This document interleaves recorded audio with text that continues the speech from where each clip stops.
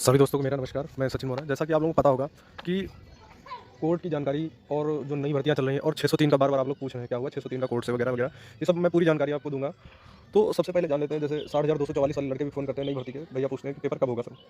तो इसका जवाब ये है कि चुनाव जैसे ही खत्म होंगे और रिज़ल्ट नतीजे आएँगे, उसके 1 महीने के अंदर-अंदर आपका पेपर हो जाएगा। और पेपर आपका ऑफ़लाइन ही होगा। बहुत सारे न्यूज़ चैनल में और न्यूज़ आई थी कि फिज़िकल पहले होगा और उसके बाद पेपर होगा। ऐसा कुछ नहीं होगा। आपका सबसे पहले पेपर होगा। पेपर होने के बाद आपको ज़्यादा समय नहीं मिलेगा। बहुत ज़्यादा नवंबर-दिसंबर या जनवरी-फरवरी में आपका फिज़िकल के लिए तैयार रहिएगा। डीवीपीएसटी के बाद फिज़िकल के लिए तैयार रहिएगा। जितने भी अभ्यर्थी हैं, ध्यान से मेरी बात को समझ लीजिए। जून से जुलाई में आपका पेपर हो जाना है। जून लास्ट में, जुलाई सेकंड वीक तक आपका पेपर हो जाएगा। और उसके बाद नवंबर-दिसंबर में आपका डीवीपीएसटी और जनवरी-फरवरी में आपका फिज़िकल कंप्लीट हो जाएगा सब। और रिज़ल्ट ये मान के चलिए आप वही मई-जून या मार्च के आस-पास महीनों में 2025 में ही ये मान के लिए आखिरी तक आपको जॉइनिंग ट्रेनिंग पर भेज दिया जाएगा। बाकी अब आ जाते हैं जो 603 के लिए बच्चे बार-बार पूछ रहे हैं। जो 603 का पहला ऑर्डर हुआ था, जिसमें 31 अक्टूबर तक कपिल की शायद थी, तो उनकी जॉइनिंग हो चुकी है। ठीक है, कुछ लोग परेशान रहते हैं कि भैया उनके बारे में पता चल गया तो ऐसा ना हो, वैसा ना हो। देखिए, जिनकी जॉइनिंग हो गई उनका कोई कुछ नहीं कर सकता है। ठीक है, बहुत सारी समस्याएं वो लोग सोचते हैं कि कहीं ऐसा ना हो जाए, कहीं वैसा ना हो जाए, ऐसा कुछ नहीं। अगर बोर्ड से आपका सब कुछ दिशा निर्देश होने के बाद आपका कोई कुछ नहीं हो सकता है। बस ये रहता है प्रोविजन पीरियड में आपकी कोई गलती ना हो, बशर्ते। लेकिन प्रोविजन पीरियड सभी अधिकारी जानते हैं बच्चा कैसे पहुंचा है, क्या हुआ है, ये सब चीज़ें इतनी जल्दी कहीं कुछ नहीं होता है। अब अगर आप निहायत ही गलत होंगे तो भाई सरकार आपके विरुद्ध कार्रवाई करेगी। और बाकी जो 603 के बाद बचे हुए थे उनके लिए क्या है? भाई मेरा तो उसमें है नहीं फिलहाल। मैं उनके लिए रास्ता ही बता सकता हूँ। फ़ोन करते रहते हैं कि भैया कैसे हमारा मेडिकल होगा। मेडिकल सिर्फ जिला स्तर पे ही कराया है उनका। कोई पैनल गठित नहीं, जाइए सीएमओ से लिखवाइए और काम करवा लीजिए, काम खत्म। बाकी आप समझदार हैं कैसे क्या होता है मेडिकल जिला स्तर पर, ये आपको पता है। और जो बच्चे बचे हुए हैं बहुत परेशान है कि भैया हम कब जाएंगे, मेडिकल हमारा कब होगा। तो उनके लिए भी कमेटी गठित की गई थी। और ऐसा नहीं, जो ऑर्डर मैंने देखे हैं ऑर्डर के हिसाब से उनको भी जाएंगे ट्रेनिंग पे।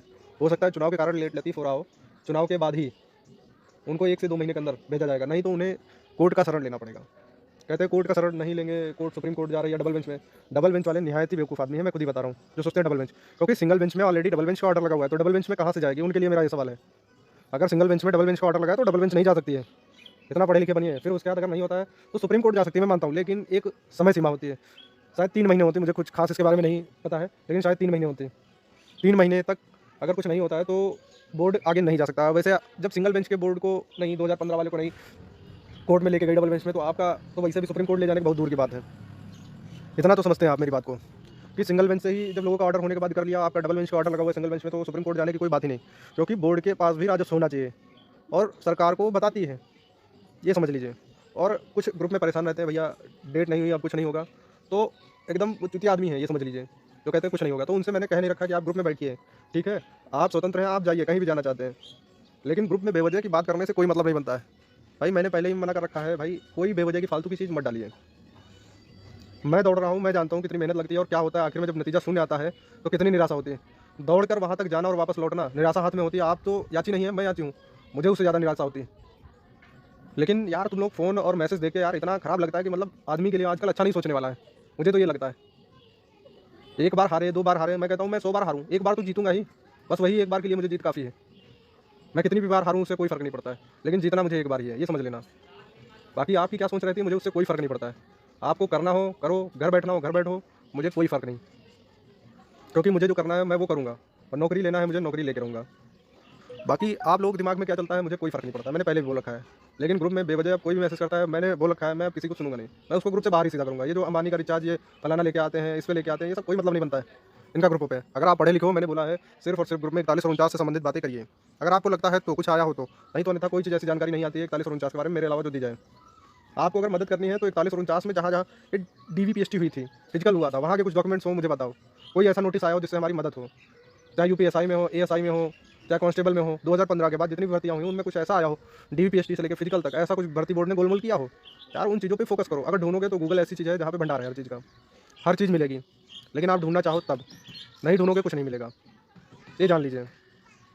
बाकी इतनी जानकारी थी कि जो 603 में कुछ बच्चे थे पहली रिट के, वो ट्रेनिंग पे चले गए हैं। अब भर्ती बोर्ड के पास ये भी जवाब नहीं है कि वैकेंसी क्लोज़ हो चुकी है, इसका कोई उसके पास जवाब नहीं है। और बाकी देखो, समय और परिस्थितियाँ जिस दिन बन जाएँगी उस दिन नौकरी लेने से कोई नहीं रोक सकता, ये आप भी जानते हो, मैं भी जानता हूँ। लेकिन हर काम जल्दबाजी में नहीं होते हैं। मैं भी बहुत उम्मीद लेके जाता हूँ, मेरे पास भी हज़ारों उम्मीद है, आपसे कई गुना। लेकिन उन बातों को आप समझिए। ये जो ग्रुपों में होने लगता है अब कुछ नहीं होना, भाई अगर तुम निराश हो, मैं तुमको नहीं कुछ कर सकता हूँ मैं तुम्हारे लिए। अगर तुम हार चुके हो तो मैं तुम्हारे लिए कोई मदद नहीं कर सकता हूँ, ये समझ लीजिए। अगर तुम अंदर से जीते हो तो मैं बिल्कुल जिता के रहूँगा। बाकी आप लोग समझदार हैं, शांति बनाए रखिए, जैसे ही कुछ होगा मैं बताऊँगा आप लोगों को। बस समय लगेगा, थोड़ा आगे पीछे इंतज़ार करना पड़ेगा आपको। और कोई भी अगर जल्दबाज़ी करना चाहता हो तो ये समझ लीजिए जल्दबाज़ी करने का नतीजा हमेशा बुरा ही होता है। कि अभी 603 का जैसे ऑर्डर हुआ था वो जल्दी-जल्दी में अगर नहीं किए होते तो पहले कर लिए होते तो अच्छा था। लेकिन ये है थोड़ा धैर्य से काम होना चाहिए कि किसी का काम बिगड़े भी ना और अपना भी काम बने, ये समझ लीजिए आप। क्योंकि मान लिया अभी कोई ऑर्डर होता है तो आप सोचो कि हम भी तुरंत जाके करवा लें, तो फिर बोर्ड चाहेगा तो उसको डबल बेंच या सुप्रीम कोर्ट तक भी ले जा सकता है। लेकिन अगर मेरी बात समझते हैं आप तो मेरी बातों को ध्यान से समझिएगा। जब भी मैं जैसा बताऊँ वैसे आप अपने हिसाब से करिए। अगर अपने हिसाब से करना है तो अभी से कुछ करते रहिए, नहीं मानना है, ये जान लीजिए अगर लक्ष्य एकदम करीब है, जल्दबाज़ी करेंगे तो लक्ष्य कभी नहीं पा सकते हो, ये समझ लीजिए। तो समय और धैर्य दोनों आपको बना के रखने हैं। धन्यवाद।